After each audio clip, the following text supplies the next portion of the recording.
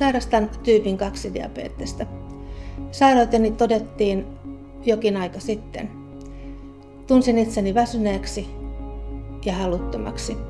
Kuvittelin, että oloni johtui siitä, että olin menettänyt aviopuolisoni parisen vuotta sitten. Menin terveyskeskuslääkärille hakemaan apua ja minusta otettiin kokeita, joiden tuloksena lääkäri minulle kertoi, että minulla on 2-tyypin diabetes. Tieto oli järkyttävä ja vielä kun siihen lisättiin, että tauti on parantumaton ja etenevä. Etsin tietoa sairaudestani ja lähdin mukaan vertaistukiryhmään. Vasta vertaistukiryhmän tapaamisessa kuulin, että minäkin kuulun munuaistaudin riskiryhmään. Se oli pelottava tieto ja pelotti myöskin muita vastaavassa tilanteessa olevia.